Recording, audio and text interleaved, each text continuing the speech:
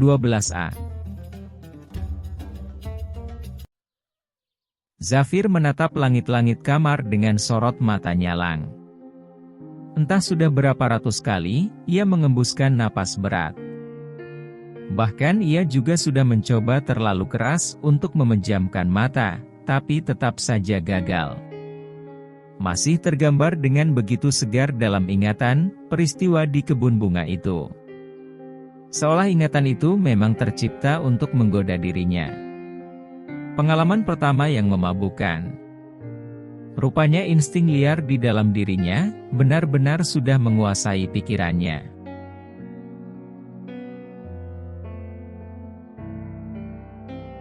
Zafir takkan melupakan semuanya. Mereka begitu serasi, seakan alam memang telah menciptakan mereka berdua untuk satu dengan yang lain. Hal itu membuat dirinya, seakan sudah kehilangan seluruh akal sehat. Zafir masih ingat rasa bibir Raini, yang lembut dan membuat ketagihan. Zafir ingin kembali berlabuh di sana. Dia belum puas mencecap semua rasa nikmat itu.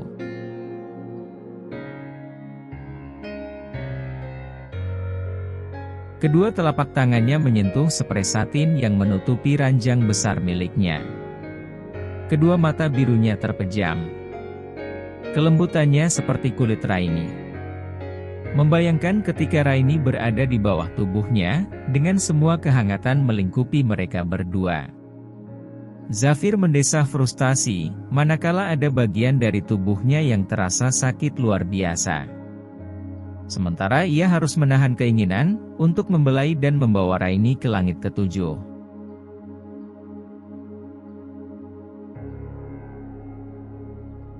Dengan status hubungan mereka, Zafir seharusnya dapat mengunjungi kediaman Raini sesuka hati.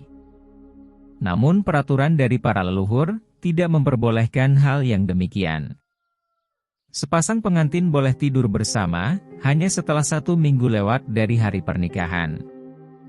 Sementara pernikahan mereka baru berjalan 5 hari. Jadi tidak mungkin Zafir melanggar peraturan paling menyiksa itu. Sedikit kasar ia menyibakkan selimut. Dengan gusar ia berjalan menuju ke kamar mandi. Zafir membutuhkan air dingin, untuk mendinginkan dirinya yang tiba-tiba saja panas tak terkendali. Sial. Mengapa sekarang otaknya dipenuhi sosok gadis itu?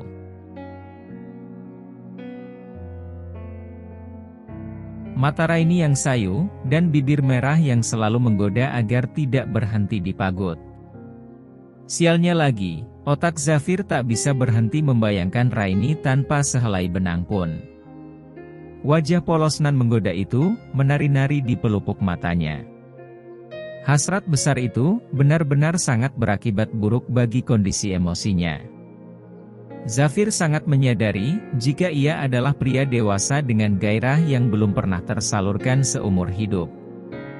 Sepanjang eksistensinya selama 30 tahun di dunia ini, ia memang tidak pernah menyentuh seorang wanita.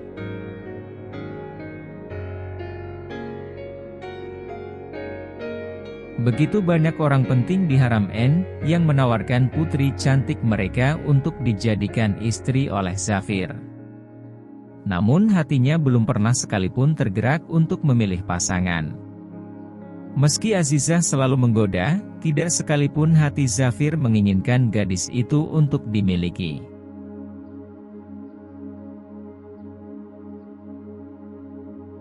Tidak sedikit juga para gadis yang secara terang-terangan menggodanya.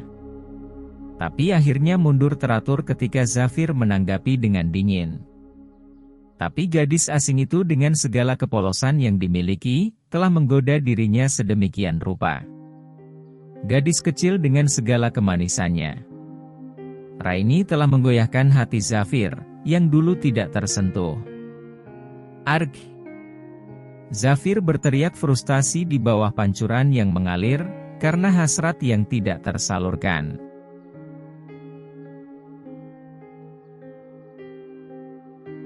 Zafir merutuki sikapnya yang gegabah. Selama ini dirinya tidak pernah seperti itu. Ia lebih dari mampu untuk mengendalikan diri dari segala godaan untuk mencumbu dan bermain-main dengan seorang wanita. Dirinya sangat menghormati eksistensi mereka, bahkan terhadap Azizah yang selama ini sering menempel seperti lintah padanya. Selama menempuh studi di London, tidak sekalipun Zafir menanggapi godaan dari lawan jenis. Zafir terkenal sebagai pria tampan kaya raya yang sombong, dan tidak tertarik pada makhluk berjenis kelamin perempuan. Hingga santer terdengar kabar bahwa dirinya adalah sosok penyuka sesama jenis.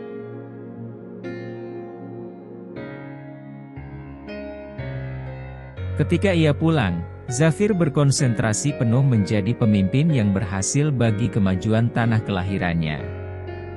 Haram N sudah lebih dari cukup untuk diandalkan. Rakyat hidup makmur dengan kekayaan berlimpah di bawah kendalinya. Selain penghasil kurma dengan kualitas terbaik, Haram N juga penghasil minyak mawar dengan kualitas nomor 1. Para penduduk memiliki berhektar-hektar lahan bunga dengan mawar-mawar terbaik untuk disuling, dan menghasilkan minyak elixir terbaik.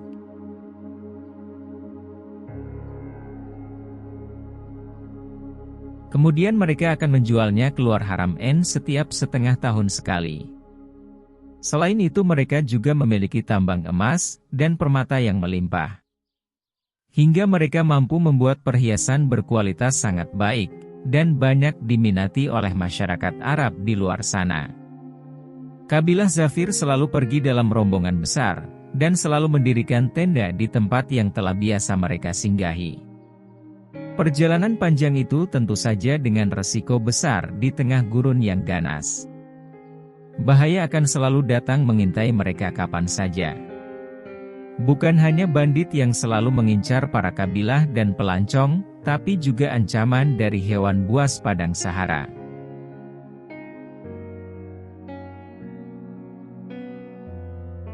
Tapi untunglah, Zafir memiliki pasukan terlatih. Mereka sangat dapat diandalkan untuk segala situasi yang mungkin akan membahayakan rakyatnya. Hingga mereka pun akan bepergian dengan aman, meski pergi dalam rombongan besar. Zafir mengenakan baju dengan sedikit terburu, setelah hampir setengah jam mencoba meredam panas jiwanya. Nyatanya sebanyak apapun waktu yang digunakan, tidak sedikit pun membantu memadamkan gairah di dalam tubuh itu. Zafir butuh pergi menenangkan diri, dan ia mengetahui satu-satunya tempat yang dapat membantu mengatasi hati gundah yang kini dirasa.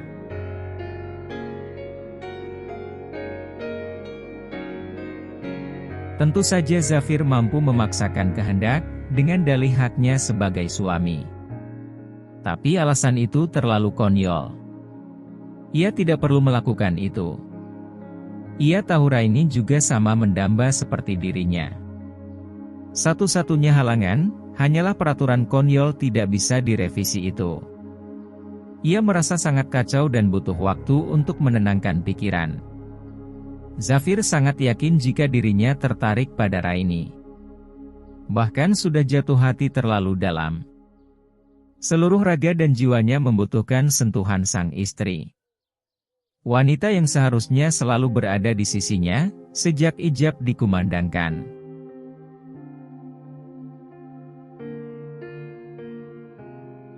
Sayangnya waktu belum memihak.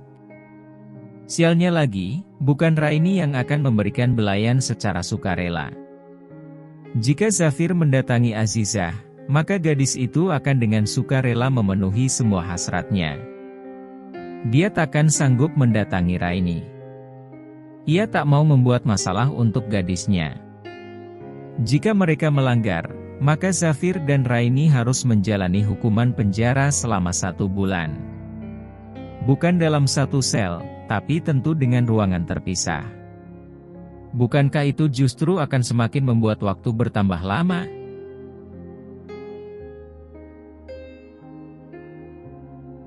Semenjak Zafir menemukan Raini waktu itu, mungkin sudah ada benih ketertarikan dalam dadanya. Namun ia tidak mau mengakui. Hanya saja bayangan gadis berparas jelita, yang setengah sekarat itu tak mau menghilang. Raini memeluk sebuah Al-Quran kecil di tangan, sementara air mukanya begitu tenang. Zafir tidak pernah melupakannya. Ia diam-diam mengagumi gadis itu. Bahkan Zafir selalu berdoa, agar nyawa Raini bisa terselamatkan. Namun ego Zafir terlalu besar untuk mengakui, jika dirinya sudah jatuh cinta. Terlebih kepada seorang gadis asing, yang terlihat begitu rapuh dan tanpa daya.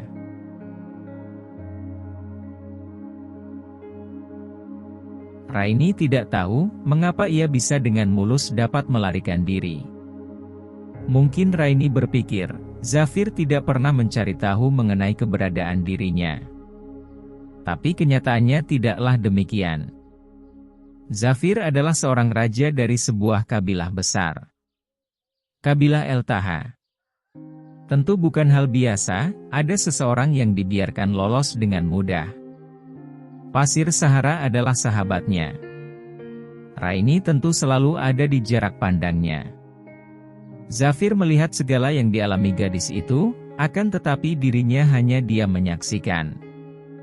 Sebelum dibawa ke Haram N, Raini harus belajar banyak hal terlebih dahulu.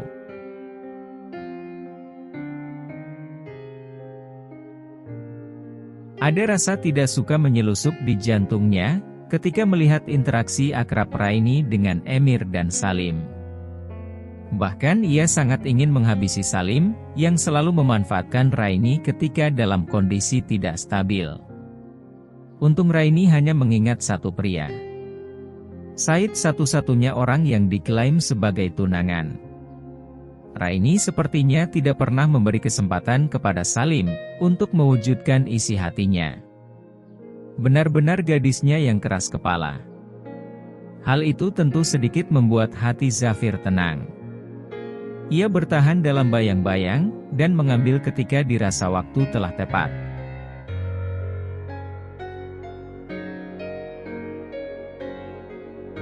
Setahun lebih ia meninggalkan Haram N, hanya untuk mengawasi Raini. Malam itu ia memutuskan, sudah saatnya mengakhiri semua permainan itu. Zafir ingin segera kembali ke tempat kelahirannya. Tentu juga harus dengan membawa serta sang istri. Sekali lagi El-Firdaus bukanlah tempat yang sulit untuk dimasuki. Zafir mengetahui pasti jalan rahasia menuju ke dalam istana itu, terutama lorong rahasia menuju kamar gadis itu.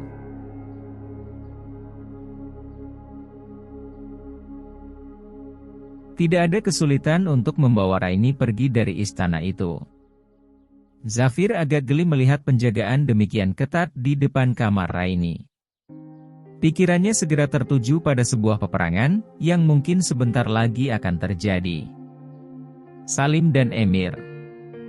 Keduanya akan saling menuduh atas hilangnya Raini, dan Zafir tidak ingin menonton pertunjukan konyol itu.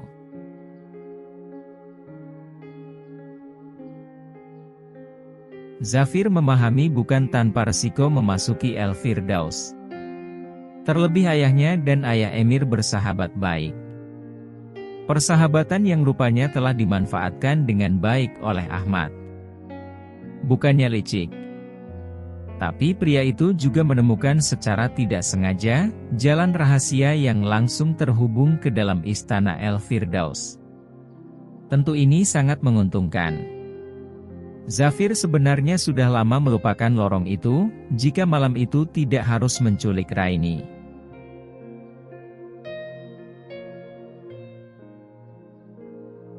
Raini sudah pulih, karena ia sudah mengingat setiap detail peristiwa yang dialami.